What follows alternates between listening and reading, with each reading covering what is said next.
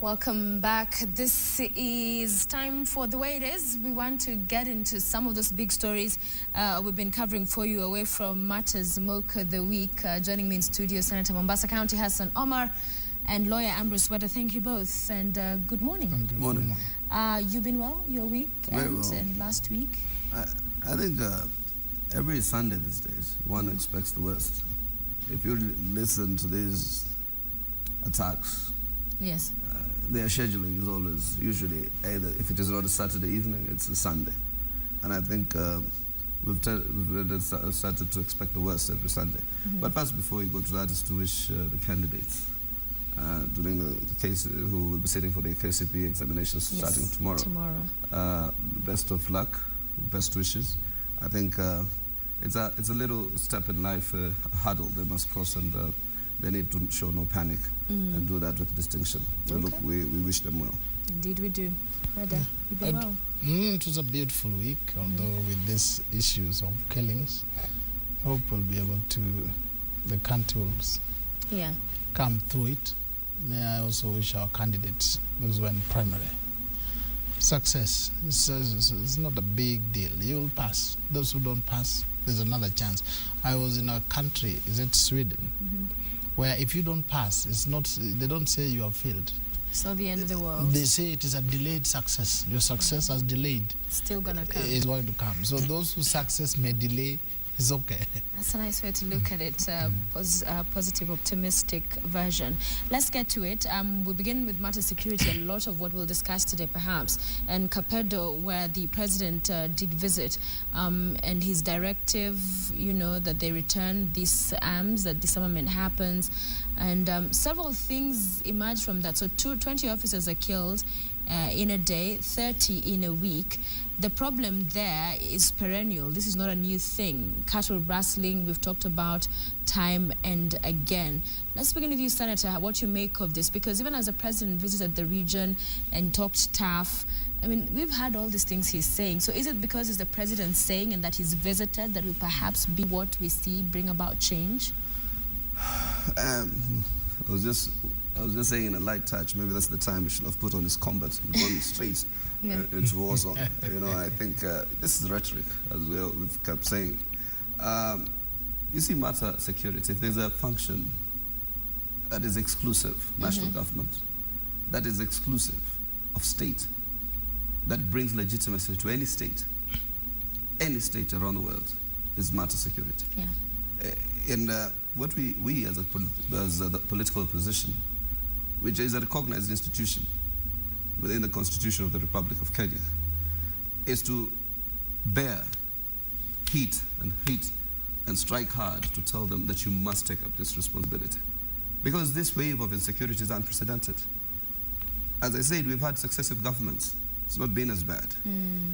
They have had similar, you know, or even worse, far worse in terms of sophistication and manpower. And yet there has been a failing. And this shows that security is more than just the physical or just reactive in terms of you going there to quail an uprising or to quail some kind of, you know, young people trying to invade the barracks. It is both proactive and reactive. And that's the proactive part of security, which involves engagement, which involves citizen participation, proactive security means you mitigate the factors that lead to insecurity. It does demonstrate there's a certain failing of it. And there's a very convenient method of just taking some chief and some police officers and charge them for negligence, take some politicians, charge them for incitement or you know, causing death, whatever the cases may be. But I think we need to rethink our approach to this matter. It is delegitimizing the authority of the state to lead, and any state that is incapable of providing security to its people legitimizes its capacity When you say that, do you say the government has so far failed? Well, you see, we have a barometer. It's not that we're making an allegation in the wild winds. There is a barometer. Kibaki was president. Kibaki Raila had the coalition government. And before that, we had Moi. And the scale and the frequency has literally escalated. You know, but is it the leadership, or also do you allude the same, or what you're saying, to also the changing face of terrorism in itself? Changing and face crime? of terrorism, but if you look at the UN report recently released, they went around interviewing some of these people who detect into radicalization. And all of them were unanimous about one thing. Who pushed them to radicalization? They said the government. Based on what? They saw the neighbor next door executed. Their brother next door was attacked by the evening, and their entire family humiliated. So the strategies are wrong. So you're saying the strategies are wrong. Okay. And then finally, when we, rather than reform the police service so that you're able now and equip it with that in terms of the aspirations of the new constitution, you're rolling back every gain.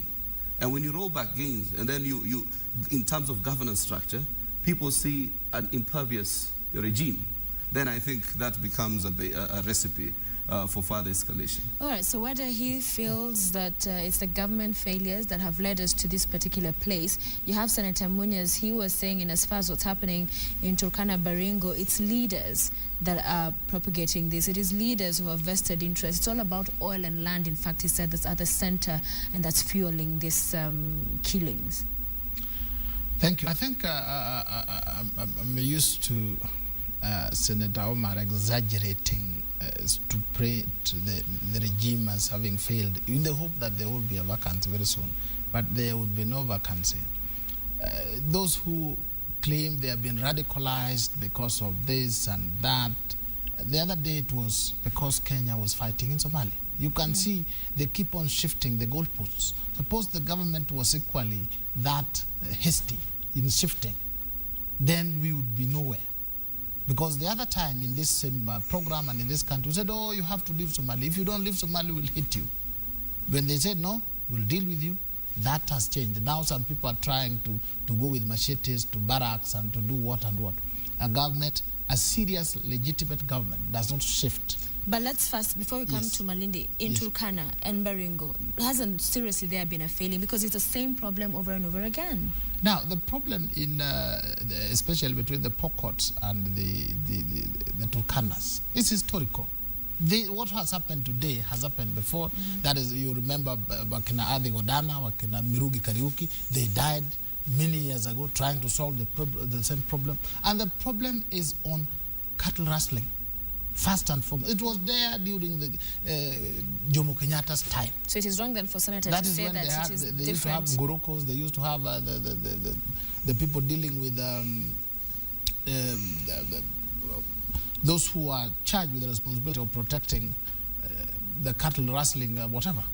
Now, I said here, and I tell repeat, that until one day we resolve this issue of cattle. And how do we resolve it? I said this is our Kienyeji cattle. The one that we have, the Turkanas are stealing on one side and the Pokots are repossessing on the other. Until as a country we will do a census on them, count them, mark them, okay? And then put legislation in place that limits this kind of an economic keeping of cattle. I always say, look, you keep a bull which you'll sell for 30,000 for 5 years, and you take care of it every day for how many years? For it to give you 30,000. What kind of business is that you invest in 30,000 and 5 years? Yet we are spending millions and millions of shillings trying to keep this people apart, trying to ensure that they don't steal from each other, kill each other. We have to resolve that issue of cattle. And we have to have a national, deliberate policy. There are more cattle in Kiambu, Kirinyaga, whatever.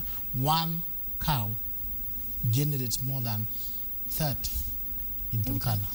So that aspect is there. Number two, if you take that terrain, it is big, it is rugged, and it is, I would say, very hostile, with very few security officers. And that is so because of the limited economic capacity of the country. Thirdly, then there are leaders who are thinking like the people they're leading. The Turkana leaders are thinking Turkana, the Pokots are thinking Pokot. They are not thinking of leading their people to the next level. They are thinking of we Pokot, we must. Our enemy in this world are the Turkanas. The Turkanas on the other hand are thinking our enemies in this world are the Pokot. So the situation is complex. It's not a failure of government. It's a situation that we'll have as a nation find solutions for, put in our money, put in our resources, and implement over a long period. Otherwise, I don't think it is oil. Oil or the other day, these problems have been there. And it is not because of insecurity some people have been radicalized. No, I don't think so. So are you being then simplistic, Senator, going by what Weda is saying in saying that it's just the government, and yet this is a problem that has been there for a long time? First and foremost, I don't think he suggests it's easy. I think he just says it's multifaceted. First and foremost, Weda's inability to connect.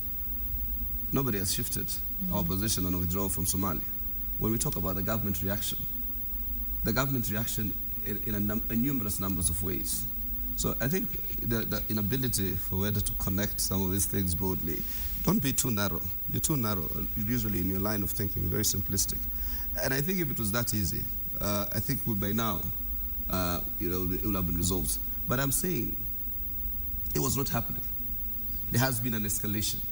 Because if you look at the way Saitoti, the late, managed this type of situations, his template was different.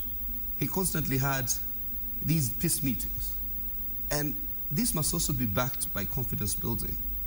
That it has to appear that the governance is working, government is present. Because these are areas that are extremely underdeveloped. If you look at in terms of whatever gauge or scale of development, if you just see these areas being played out in the media, you will think it's a different part of Kenya in comparative terms. So therefore, development is the basis for sustainable security.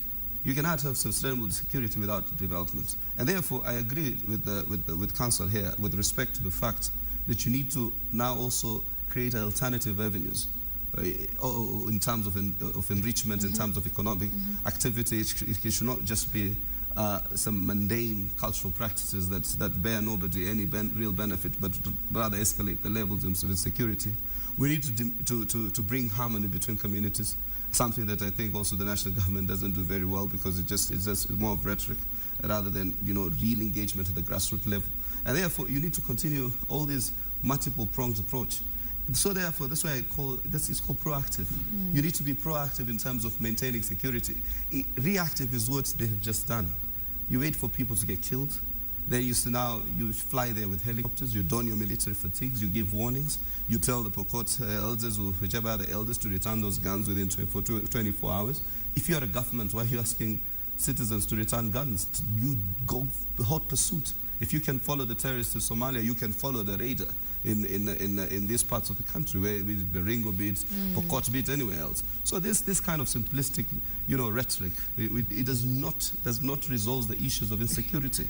Our noses are blooded, but we are not wounded. We are wounded as a country. So doesn't it then appear, Weda, that this is a government that is helpless, a police force that is helpless? You see IG Kimayo coming out to issue a shoot-to-kill order in that region. A few days later, 20 officers are killed. What is the confidence? Yeah, what is the confidence of residents there if their protectors are being terrorized as well, being killed? Doesn't it for you appear as if there is really Sophia, I'm very shocked situation when some of our leaders, especially senators who make legislation, talk about tech development. They don't understand. A place like Turkana is bigger than Nyanza province, with a very hostile environment. Very hostile environment. Now, when these people, that large area, bigger than Nyanza province plus Western province. Now, it all depends with the amount of resources we have as a country. It is easy to say Turkana, but he forgets that we have a fixed 1.4 trillion shillings we collect as a country, out of which they want 45% to go to the counties and then to leave nothing at the national government. But then when there is an attack, they say... Now it will get to Turkana effectively. Just listen. They take 45%. Then when there's nothing, they also say you must get another 1,000 policemen to go and take care of those areas. That paradox is what shocks. As we talk now, the resources we have as a country is very limited, even to employ enough security, to employ them. So it is sporadic. That's an economics problem. It's not a management problem. We don't have that money, and he knows it better than I do. Then with that terrain, you need security requires the participation of leaders, the senators like him, the Munyeses of there. But then you find Munyes on his side, Nanok on the other side, making it more complex. That is why when the president tells them, I need this, they say, give us 2 weeks. If they know them. That's why they say, give us 2 weeks, because they know Nanok B lives another 1,000 kilometers. We'll need to go and talk to him to bring back the fire. They know this. Yeah, what I'm hearing from you, gentlemen, is more of the long term, which is important that we look at this, largely how it's going to be resolved once and for all. But in the short term, in that particular region, what can be done before we move on to Nyali? First and foremost, the fact that the area of Kenya is big, or Turkana, does not mean it must not be policed. You cannot blame it on economics and anything else. It just means you need to prioritize where your resources go. And when we talk about, because of those areas, that underdevelopment, if we were taking what they call equitable development to Turkana, we'll not be in the position that we have today, be it Turkana, be it Samburu. And therefore it is what we are saying, if this money, if you don't take development to Turkana, then we're going to force it through the devolution mechanism. And the people of Kenya will be able to be best arbiters to that debate. But that's said and done. In terms of the short term, I think that's a good start by the president. Go there to first instill confidence that there is presence. That's what it actually does. That's why any president, possibly in the circumstances, will go there to instill the confidence. The rhetoric must be toned down in the sense that you now need to have real engagement of stakeholders on the grassroots, the district security committees, and all these other stakeholders, the political leadership. You need to have them sitting together, talking together, and therefore then we need to also now show resolve to those who continue with these acts of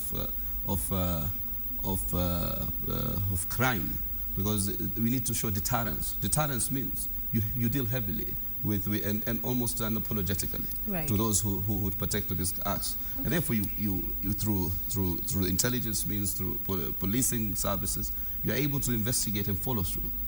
You see, if they know where to get the arm from, it actually means you know who the killers are. So therefore we need to see them in court charged with these crimes of murder. And therefore on account of that, you need to act so hard as a deterrence effect. And we need to increase our police presence and stop this outburst of shoot to kill. Police presence might be a tall order, seeing that the reversal of the recruitment. It is important. All I'm just saying is that seeing the recent recruitment was reversed, it's a tall order in terms of even the numbers they have. So it's a really big problem when you look at it at the end of the day. Listen, you see, we have also sophistication. These days you have satellites, you can follow movements, you can tell.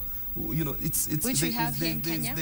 You can ask for assistance. You don't have to have what. I think let me just clarify. Finally, let me just clarify that needs to be put in place. This thing on development. Yeah. I don't know what my brother here understands by development. Development is need inspired. So you understand? Turkanas don't need it.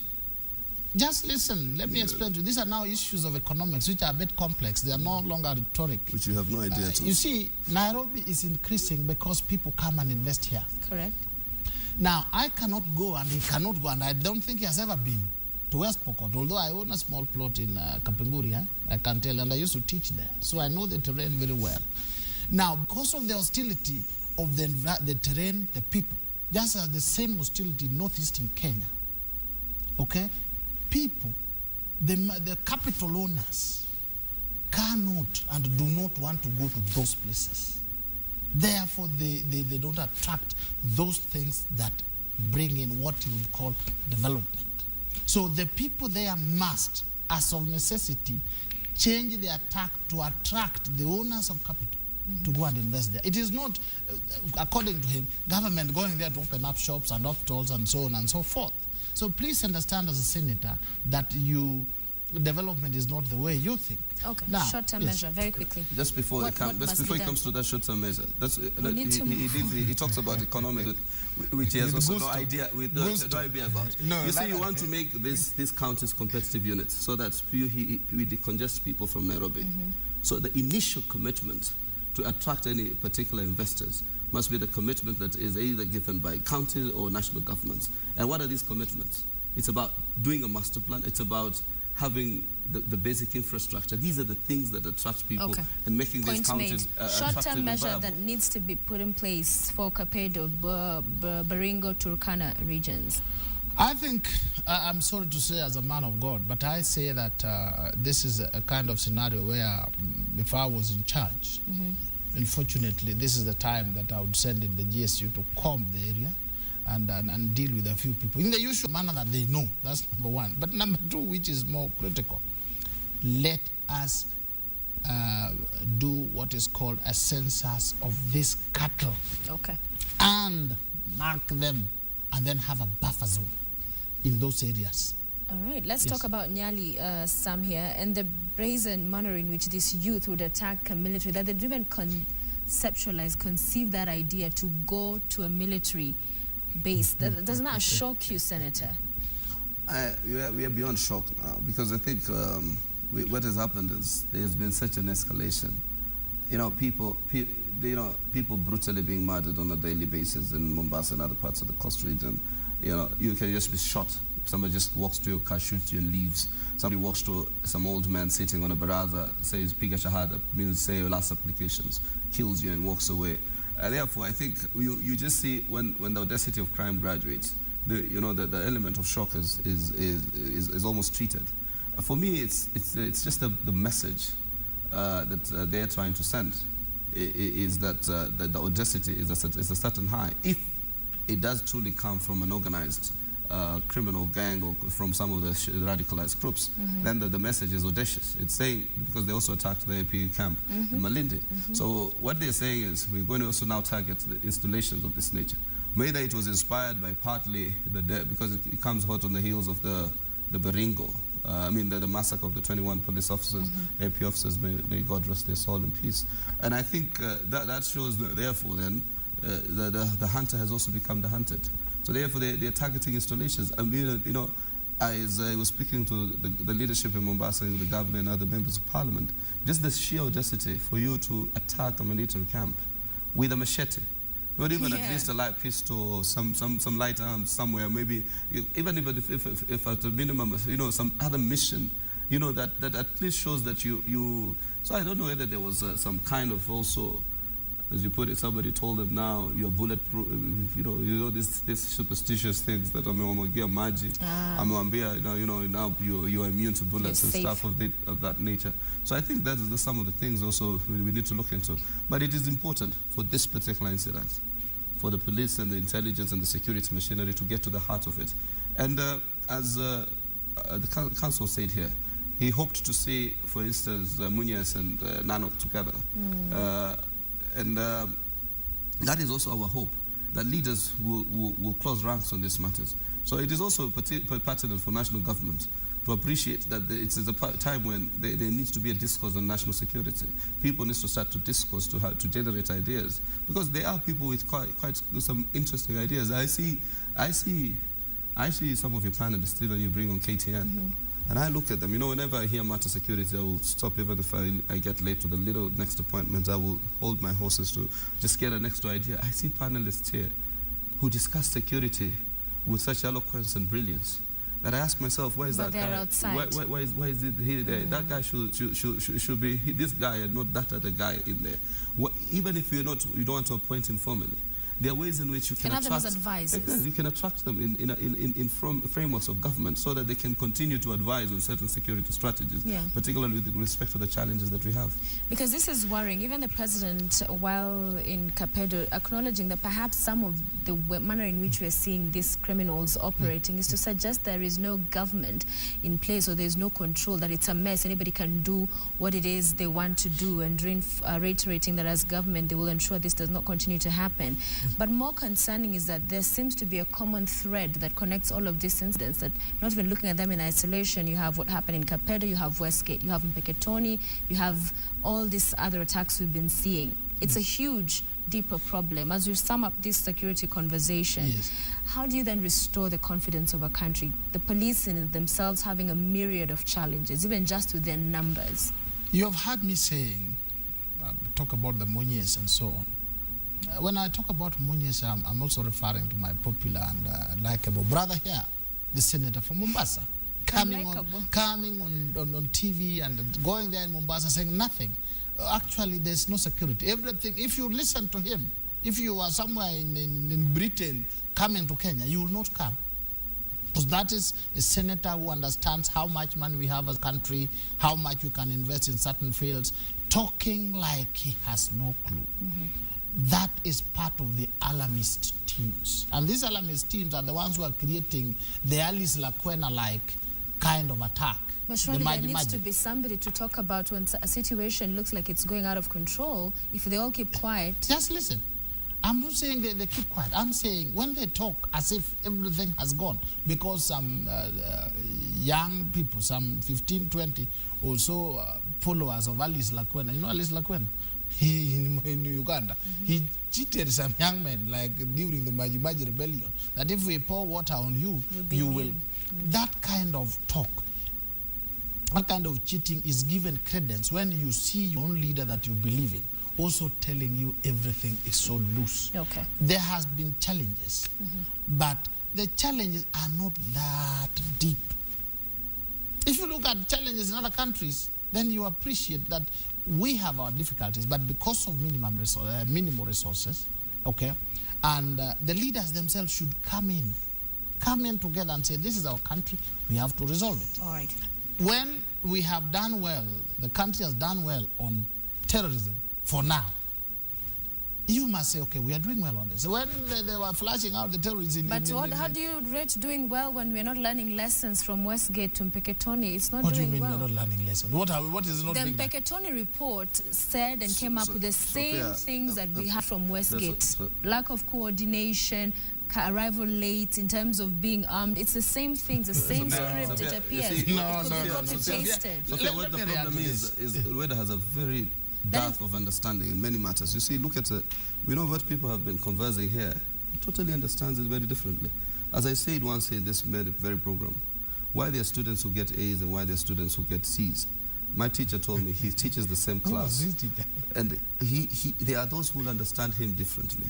But that said and done, when we're critiquing the situation, but also, if you noticed, we were giving alternatives. This needs to be done in this respect. This needed to be done in this way. These leaders need to come together in that way. Our leaders were speaking on TV. You saw Hassan Joho and the rest of Abdul Samad, Witi and the Badi Twalib and the rest of them. So I think that should show you that there's more than just one engagement, but doesn't mean we should not articulate these ideas to call government to account. And unfortunately, when you misunderstand speech, that's where now these are the men and women become very dangerous to the building of a nation state through intolerance. Briefly, in less than a minute, finish up what you were about to say on these attacks. Yes. I was saying, for instance, you remember when at the height of the terrorist attacks, the spots that were identified to be haven for these terrorists was Italy. And government moved in. He was here breathing fire and brimstone. Now, when that has borne some results, as a leader, it is incumbent upon him to come and say, look, I think you people are right. This has done well. We've gone a step further. Let us move to the next level. So because there have not been any attacks, but when you keep on spreading, things are bad, then you cause fear and despondency, and you make these other young men with machetes to feel they're actually winning. when they are getting into death traps. Okay, enough of that. I guess it's one of those stories we'll continue to watch and perhaps hope that things will get better in this particular regions. But let's talk politics some now. And Margarel Langat, Executive Director, ODM. What an incident last week. I mean, that was, you know, you're watching it and you're like, this is unbelievable. What did you think and make of it to have the principals there and these members of county assemblies, elected leaders, show up and rough up another leader? Let him go first. No. No, you see, Sophia, you see in your line of questioning, you're always giving me the first call so that you let him respond. You have been analyzing this? Yes, I analyze. In fact, even my friends out there tell me, where does your people look at out there and they give you feedback. Okay, let's Weda start. When I saw whenever it's an cold issue, you never want to begin. When I saw Margarel Langat on TV, I was saying, hey, Baba, ya jenga inchi. Baba alikuwa na jenga inchi. If you know, Margarel Langat is somebody's husband, somebody's father, somebody's leader. What was so sad is that people who are capable of doing like that in front of Baba. Do you know there are certain things when you want to do, you don't do them in front of certain people. In front of Baba, and Baba also looked helpless against the background of Kasarani. But my own experience that I know, that is my community, the tendency to resort to violence, especially after we brandish people. You disagree or you have a contrary view, like a Babuna Mwamba, like who you are told either you are Jubilee or you are this and that. It is very sad, and it gives the country a very bad image. Those MCAs are public officers, and that conduct is prohibited by law. They should not have done that as public officers. It's conduct that is not giving. It is there in the Constitution that you must carry an office that makes that office, gives honor and glory to that office. Yes. So what they did was not only bad, but very unfortunate for this country. But knowing that segment of people, and that is the ODM brigade and the way things are done, you saw Kasarani, and over the years, I think they need prayers. We will commit ODM and those guys. So it's alleged that he said that ODM is dead. The others in the past have said in ODM is silent. Are you inclined to perhaps agree with those kind of sentiments? I think those are their internal views. And watching events in ODM, what do you think? Watching events, ODM is not dead. Okay? It is alive and kicking, although it's kicking in the wrong direction. But when somebody says so, do you silence it by beating him? Those kind of beatings actually show that it may be dead, and that is why they are doing all that. That was bad, and I dare tell our colleagues, please stop this kind of action. All right, Senator. It shows that Baba is still not ready to lead an organized, formal nation. Maybe we'll do a small nation somewhere. But Senator, you now want to contribute? I think everybody say, and I concur, that event was extremely unfortunate. In fact, I met Margarel on Saturday on our way to Bomet, and we always expressed solidarity in him, and we do believe that if there is any issues that, let me speak, my brother. Carry on. If you speak, you start fidgeting, doing this, doing that. Manners, man. So it's disruptive. That's the truth. Carry on. When you speak, I just allow you to speak and all that kind of stuff. You know, it's maturity. That said and done. You see, so when I think yesterday we also made it very clear to both the principals that these acts are intolerable and they must be punished. Because the truth is, it gives the propagandists like Weda the opportunity now to run this propaganda, fuel it.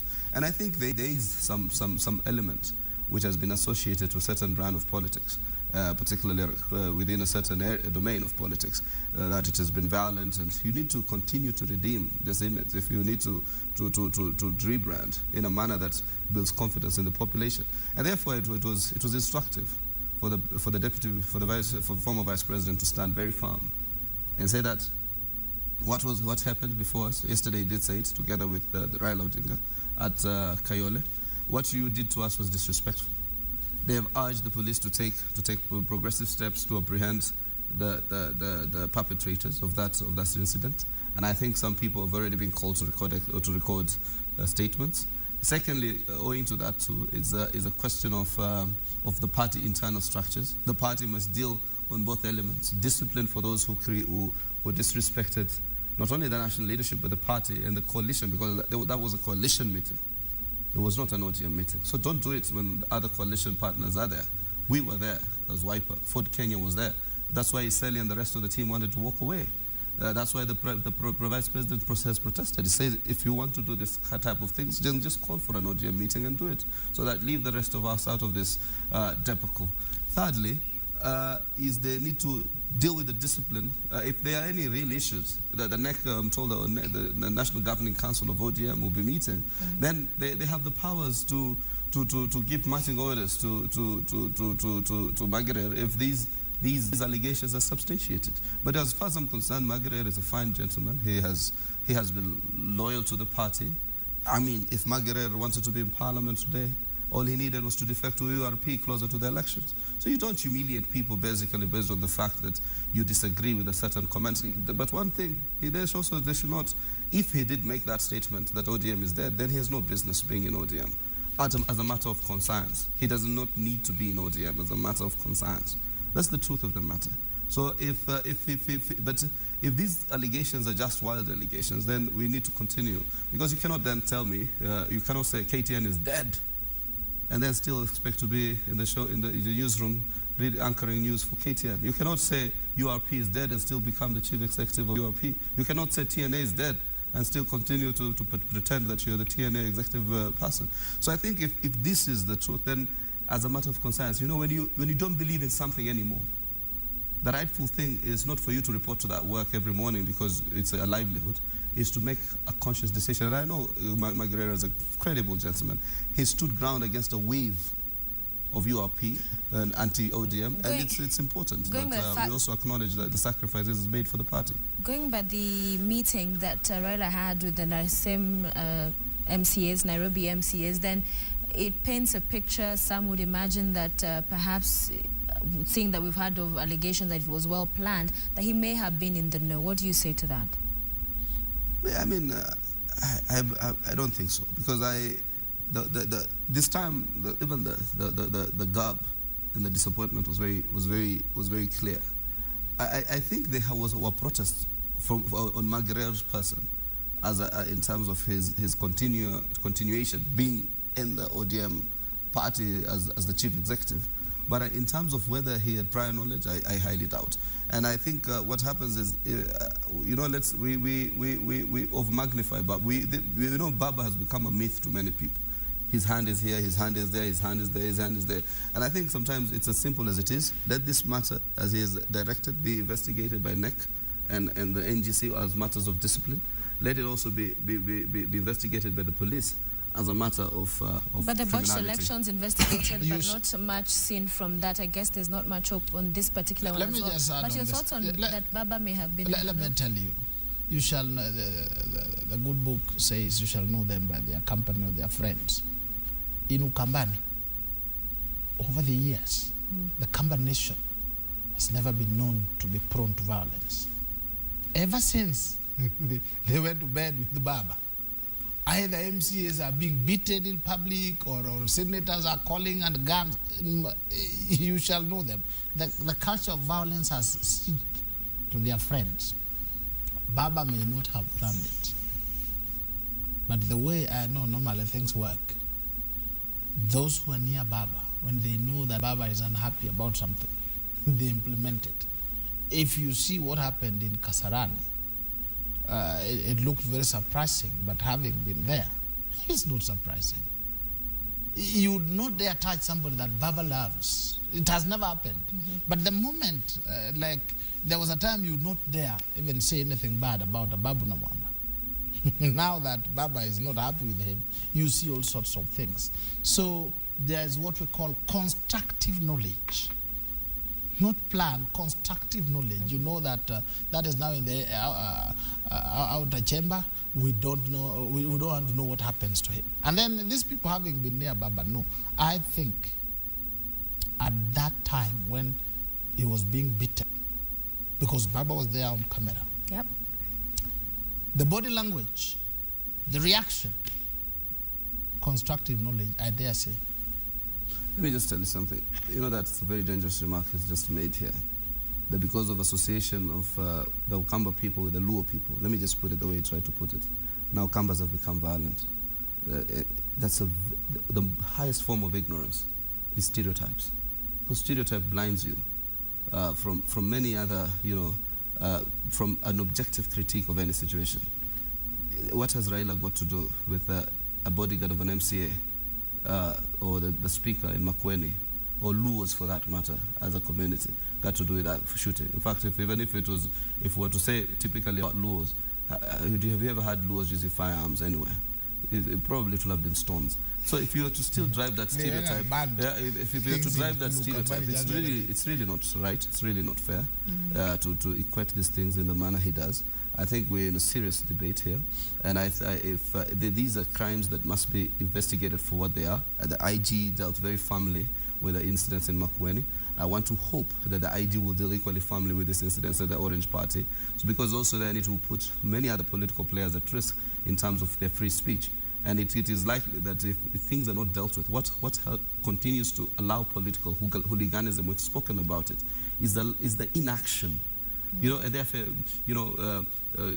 Governor Kinuthia does his thing. He thinks he can stop. He uses hooliganism. Another governor somewhere does his own thing, and everybody then there's nothing. There's inertia in terms of police action, and therefore then we allow it to flourish. That's why we had to deal with the impunity of political violence. But political hooliganism is still a mainstay in our politics.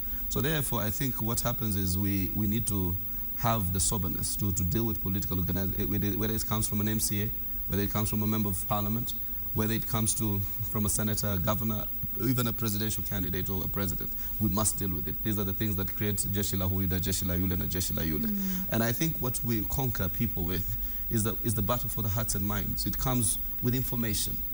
I personally believe that if we were doing less firefighting as a coalition and more engaged in education, because I can tell you for a fact we have far superior intellectual firepower than our friends on the opposing side or on the adversary side. If you look at just the galaxy of minds that are in the coalition, and these are the things we need to bring out there so that they can then now be able to inform national debate in a manner that is constructive. So I've told the majority leader of Nairobi, interventions appreciated to that extent, where we do not then have to now start dealing with a whole host of issues outside that intervention. So that is the kind of thing. There's structures, and we are a civilized constitutional government, and the institution of the opposition is provided for in the constitution. Structures are provided for within the establishment of the Political Parties Act and the party constitution, and there are mechanisms for that. Whether we take back that phrase, what you just said, that let me tell you, the intolerance in that field. The truth shall set us free. You saw what they did to Governor Kedero in Uhuru Park. Same people, same family. Okay? You see all these things. You saw how when Margaret was being beaten, you saw Nani Mudama on TV there. You can do the clips, you could see it. These are facts. What will set this country free is truth. We acknowledge where we fall short of glory of God. We say here we are wrong. We need something is wrong. How do you want the police to deal with Kapedo, to deal with Mombasa, Lamu, and then also to deal with the MCAs inflating tires in Nairobi and men in black beating up people in Kasarani, and some people burning Alfred Mutua's stadium in Machakos, and all this? You say, oh no, the police, and he knows we have a limited number of police, some of which are following leaders everywhere they go. When they go to help themselves, the police, how can they? I would like our leaders to conceptualize the amount of money we collect as a country, the resources we have vis-a-vis the needs. Okay. Before we believe the highest form of ignorance is stereotypes. Because the next day, he will think of every Somali is a terrorist. The next thing is every Muslim is the terrorist. Every Luo is violent. Every this person. I let it to his conscience but you have clustered it. And I can tell you for a fact, the day you say a slur against TNA, because you have continued to build a legacy of stereotypes, they will also stereotype you. I've seen how these stereotypes shift. I used to remember what I used to see in the social media about William Ruto from a certain constituency, which purported at that point that he was a perpetrator of violence. The minute he turned around and gave them their votes, the stereotypes change, my brother. They're evolutionary. There's nothing static in the political world. So you be very careful what you say when you're standing on this altar, because the next day you might be on another altar, and it's very important that you express yourself in a manner that is consistent with your values. Accepting our propensity to react violently, especially on political issues. That is a fact. And now you're saying, it's because the parallels you're drawing is that now, by virtue of them being in a coalition, that perhaps members from a certain area... That's a theory. That's a theory, which is a fact, that if you see now, Kambas were not known over the years, but now that we have introduced them into the way of resolving certain political issues, you do this, you beat you up. Some would argue that's an unfair analysis. That's my view. Completely, perhaps. So if I was in Margaret's shoes, then I would face the same consequence. That is a fact. Let's move away from the Orange House. Let's go to matters. United Democratic Forum, which wants to become ANC, and what we saw happen last week. Amani National Congress is the proposed new name. So expulsion, then it was reversed of 2 senators and their chair. And, by the Political Parties Tribunal. Yes, by the Political Parties Tribunal. Yes. And then some have argued that perhaps it's Mudavadi coming out trying to get back into the headlines, the limelight, be relevant, or try to jump ship. What is this? What do you think is causing this? Do I start with you, Senator? It's okay. You see what I say? I'm careful. You can bump a because I simply, by the way, after the last to speak, then I go to the next person with my next question. You are national leader. So now you're putting me in a position where I'm not sure where to begin. We're in a discussion, and the discussion is about the seniority of your ideas. Now, said and done, my view is what goes on in UDF shows how naive a politician, weak in his own organizational capacity, Mudavadi is. He goes into a party. The reason Ruto, William, refused to take up UDM, the United Democratic Movement, I think, was because they refused to give him the reins of the party. Correct. You know, parties, that's why you see the battle for the heart and soul of the Orange Party. We're going to very soon see the battle for the heart and soul of the Wiper Democratic Movement. Parties are the institutions or legal frameworks for political competition. You are in a party that you hardly knew who was nominated first on the list. You know, you didn't know who was going to be senator, who was going to be your nominated members of the National Assembly. Your MCAs were nominated, you had no control over, and you are running a presidential bid. Then when you finally now wake up from your slumber and start to say you want discipline, you realize you don't actually have the reins within the party. So I think for me, I wish they can resolve the issues. A strong UDF is good for all of us, because I think it is part of the players within the political arrangement.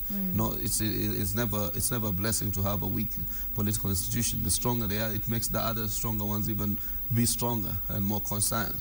But I think it actually demonstrates a level. I think on this one, I actually believe Mudavadi has no say in what the party, the dynamics of the party, notwithstanding he brought the majority votes. The majority members of the National Assembly, or almost all the UDF elected members, are from Mudavadi's very immediate region or community, and therefore I think on that account, yes, politically he might be de facto the leader, but in terms of the de jure, who owns the party. So you think for you read him was trying to... I think he's trying to reposition himself. I think he's realizing he's getting into political oblivion. We've been treated to this theater of absurd that Eugene and himself are about to get into a cabinet. And it's not forthcoming, and his people are not getting as as appointed or nominated as is the case. So I think he wants to reposition himself. He wants to put himself in a difficult in a strategic position so that he can negotiate come the next election, because I think the elections around the corner. He needs to start reorganizing. Figuring out how he's going 2 years from now. It's no time. It's no time. And you see what happens is, if you read political analysis, some areas are almost galvanized towards a certain, line of thinking, almost. Jubilee will almost retain its territorial advantage. CORD will, if you look at the numbers in terms of the referendum, it says 38-40%. That's about the CORD political support that it has traditionally had. And therefore, what is happening is there's a grey constituency in Western Kenya where everybody, I think, is trying to leverage, and Mudavadi wants to have ownership in that. Okay, Weda. Now, I will explain this. There is the Political Parties Act that has caused a given scenario that leaders who are contesting are not supposed to lead the party. Okay? That is all of them. Raila Odinga, Musalia Mudavadi, Uhuru Kenyatta. At best, you are called a party leader. A party leader, and what's the function of a party leader? To imbue the party with charisma. That is all. So the control of the party is essentially in the hands of the Secretary General, right, and the chairman. Now, that has disadvantage if you do not have a Herculean appearance like Raila Odinga, or the presidential powers like Uhuru Kenyatta, or the strength of William Ruto. But remember that even UDM, when Mheshimiwa Ruto was there, because the control was in the hands of the chairman and the Secretary General, there was very little he could do other than to leave. That also was the scenario when Mheshimiwa Raila Odinga was in ODM Kenya. The control of the party was not in his hands. They had to leave. So Mudavadi has found himself where he is the party leader, imbuing the party with charisma, but no legal instruments to back his powers. He can't call a meeting, he can't do it. So the owners of the party, essentially in law, are these officials. Now, in that attempt, it tries to exert its influence, to take control. Either these people accept in which he will take control, or if they don't accept, he will find his way out. Now, trying to remove people like Boni Halwale, I think in our modern times is very strange, because we are now, that's a small party that seeks the bigwigs like Boni Halwale back in the party. Now, when you throw them out, it's a political miscalculation. But I do not think it is because Mudavadi now wants to be relevant by causing problems in his own party. Other than all these things that he is saying, things are getting very well for ODM, they will get this. When the time comes for elections, people will again sit and renegotiate. And if you agree, my brother, to join this side, we'll be together. Listen, one thing people never understand about the reason why the CORD coalition is able to gravitate without state power. It's difficult under circumstances of this nature, where we have almost a temptation towards an imperial presidency, and have the dearth of ignorance that we have. That's why there's this narrative for those who have no ideas, to generate this narrative of development vis-a-vis politics. What happens is the party has to be an ideology. It has to be an idea. For me, the conscience. Listen, people tell me, oh, you follow Raila. The alternative is to follow Uhuru. Uhuru hardly represents what I represent or what I think. Or for that matter, William Ruto. So in fact, maybe William Ruto comes a little closer to that, because I've interacted with his ideas over the times when he was Eldoret North MP and I was at the Moi University. I know a bit of his thinking. So at least I know some of his sympathies towards certain areas. But for Uhuru, I cannot even write 2-3 pages about what he represents. So I think we represent a certain line of thinking. We represent a certain line of thinking, and that line of thinking is an inbuilt idea that is in the hearts of people.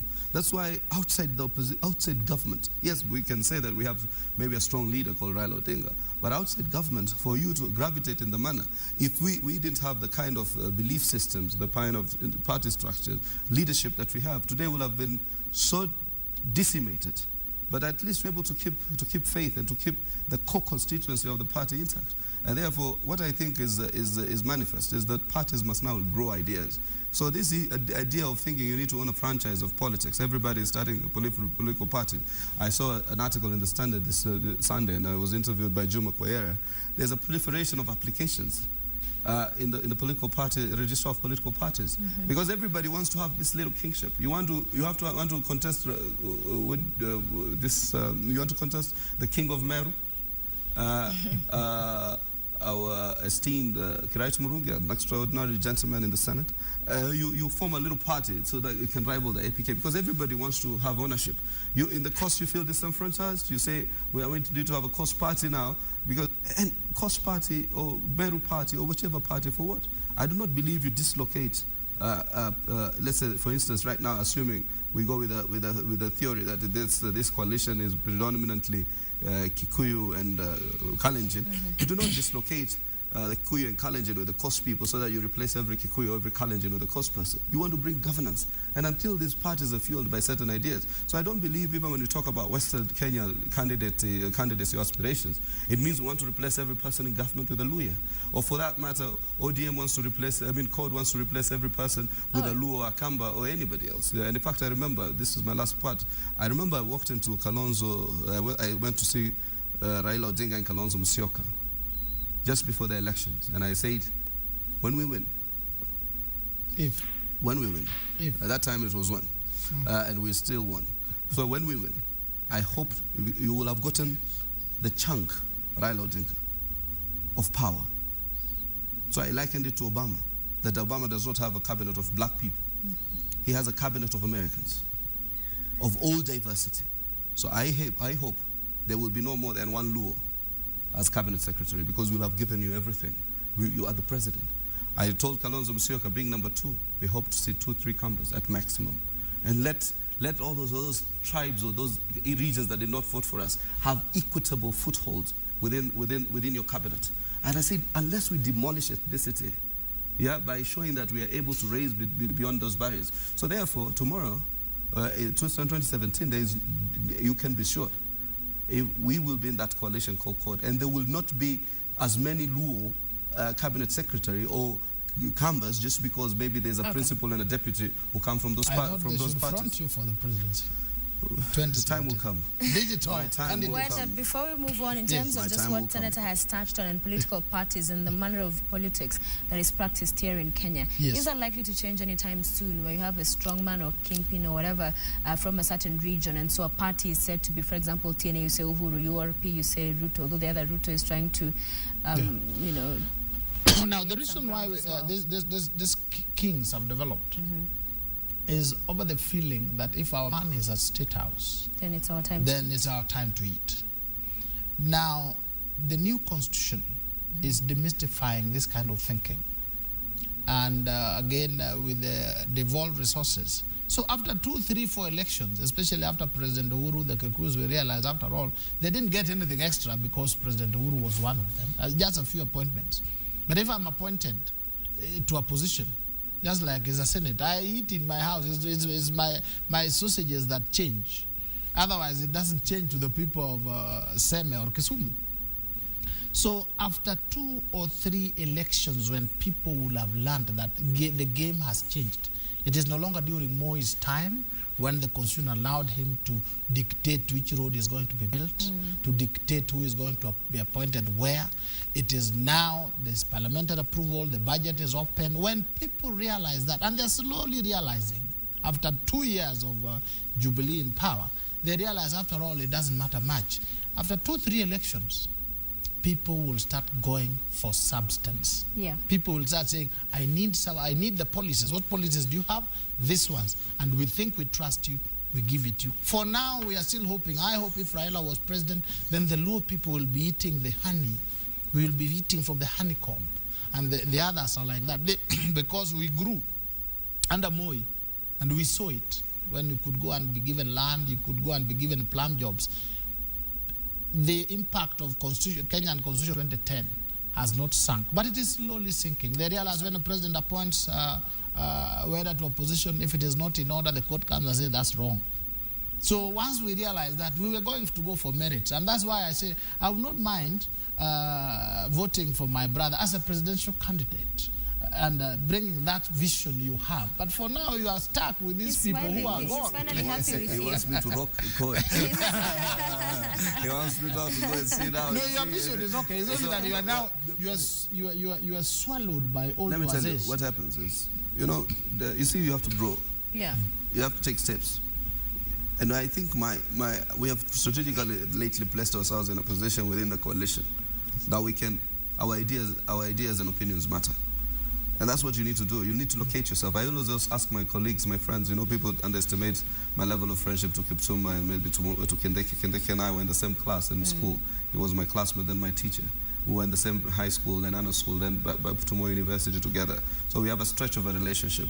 My view to them is always to position yourself in a manner that you can leverage the ideas that we've represented over the years. And I believe that I've leveraged myself sufficiently. And that's why I'm able to audaciously say that, to even face up with some of my colleagues in the region and say, a regional party for what, my brothers? I come from a democratic school. I don't come from a regional school. And that democratic school tells me that first and foremost, when you have this kingmanship and brinksmanship, you suffocate public debate in terms of even your own capacity for political competition. I don't want to be patronaged by somebody by saying, vote this person here and vote that person. I don't want tomorrow my son or daughter to come and leverage over everybody and say, you know, I'm the son of so-and-so. I want them to compete favorably in life. These might be theories, but we need to believe in them and internalize. So I think we are getting there, but not now, because at this point in time, if you demolish Uhuru's theory of the tyranny of number, I've just been calling them at first names because we also interact at first names. He just maintains that the president to be there. The demystification. He's also trying to demystify the presidency himself. So what's said and done, when we have these frameworks, because it thrives on feeding on a tyranny of numbers. So unless you have a predominant idea, when you don't have a predominant idea, you rule a government through public relation and win through ethnic engineering. Our time is almost up, but very quickly on what we've been seeing happening in Mombasa, some mosques takeover, and there being links alleged associated with IS, and then you have Muhuri coming out and saying the government should stay away from this, that it should be left to the local stakeholders to deal with whatever issues are underlying and causing this kind of actions. What are your thoughts? You know, I said it here, the time when al-Baghdadi became, now declared the AIS, the Islamic State of Syria and Levant, that in his goodwill messages, he wished the brothers and sisters in Kenya, you know, well at this time of distress, and that sent shockwaves across the people who analyze terrorism. Because why would he locate, you know, Iraq, Syria, you know, Afghanistan, hand in hand with Kenya? So I can tell you, for some reason, I've been in Europe 2 times in the last 3 months or so, and one of our engagements has been on counterterrorism. The German authorities at the highest level told us there are at least 500 German fighters in the ranks of the IS. Germans, born in Germany, bred in Germany, some of them. Some of them might be second-generation Germans, but you know, Germans, born and bred. And therefore, what would be the moral, the ideological inspiration? So therefore, if a German can get recruited, you can be sure they are Canadians in the rank of the, I had the Canadians say that. I had, the US has its contingent of people in there. So in dealing with this, so what I'm saying is, you need to nip the narrative of the IS and the narrative of what you call the groups that radicalize, by also having a counter narrative. You know, also you see, it's not just about hard, you know, security strategy. It's about soft power. It's about how you can now use public education, engagement, you know, some of these other areas to counter the narrative, and using some more moderate scholars. In fact, for me, I go even beyond scholars. There are role models in our society who need to be located much more in various industries. So no role for the government to come to act in this particular situation? Because I say security is a matter, is a function exclusively of national government. Today, you know, I remember some people already opening up engagements with some of these radicalized youth. Yes. But if you would have said today, went and met the radicalized youth without, you know, some kind of government engagement, the next thing you'll be arrested so for Muhuri is wrong organizing. to say that government should stay out of this. Pardon? Muhuri then is wrong in your view to stay government? No, to stay, maybe no, I think the government needs to provide a framework. It needs to be one of the partners in this whole arena. I think anybody saying that government should be out when radicalization and all these things are taking place and people are saying we have taken over this mosque would be very suspicious. It would be like, on which side are you? Remember, George Bush said, you're either with us or against us. Sometimes there comes a time, as I sort of would have said, that the nation is greater than an individual. I believe the correct strategy should be adopted, and that should be, include government, include leaders, moderate leaders who understand and owe their loyalty to this country, so that you, as he says, you radicalize, is that the correct word? Through engagement, through soft approach, and with the option that there are some that eventually you have to deal with in a manner they understand best, and that is hard. But all approaches should be adopted. All that includes, yes, all stakeholders. So you cannot say exclude so and so. Even Hassan Omar here, with all this good speech, you should tell us how we can use you into doing this. Was this a job for all of us? Okay, no, before you get into that, Burkina Faso, gentlemen, Burkina Faso in a minute or two, because we must go. Yes. Your views on what has been happening there, the chaos, the protest demonstrations, the president then on stepping down and all. I just think it's good that he's left. I think it was a burden to the Burkinabe society, and I think it overstayed his welcome and had got it into the same sickness, 27 years, same sickness, sick African leaders, trying to extend his term. He could have had an honorable exit next year. He will have been the former president of Burkina Faso, 6th president who murdered one of the most progressive leaders we have had in Africa, Thomas Sankara, an extraordinary, revolutionary. And I think he will have exited. He will have been having a stage of a former president, a statesman, by next year. He tried to extend his term. Now he's a fugitive who must, I think that the successive government must look for all means to get him back and let him stand trial, so that it becomes a deterrent to people of his type in Cameroon and everywhere else who are extending their welcome in terms of African leaders. They are the people who give Africa such a bad name. They degenerate these countries into crisis. They create these ethno-states. They create the personalized state. They rob from states. Look at what is happening in Angola with Dos Santos and everybody else. I think it's just crazy all over. I think I would say that evil begets evil. It took power in an evil manner. He's run the country. I think by the time he was running away, the salary arrears were running 5-6 months. Now, in any country where the police and the military have salary arrears, the ordinary wananchi and anchors like you, their salary arrears will be running into a year or so. Right. And even people think in the opposite. He wants to continue power, to be in power. He wants to do it in an evil manner. So there comes a time when the people say enough is enough. What they did, I think they took back their power. Unfortunately, other military people took over. It was one of the best things, in my view, that happened. Okay. And had he just decided, I'm leaving next year, the country would not. He has left the country in town. It's like Gaddafi. If it is not me, we all go down. Evil thinking. Okay. Evil thinking. Very bad. He won an election by 81%, delusionary. So he thought he had 81% of the country behind support. Him. We'll end it there, gentlemen. Thank you so much. Mombasa Senator Hassan Omar, Council. Is it Senior Council? Yes. Ambrose Weda, thank you so much for joining. Council is awarded one. In this. No, my seniority, you know it. All right, thank you. We'll end.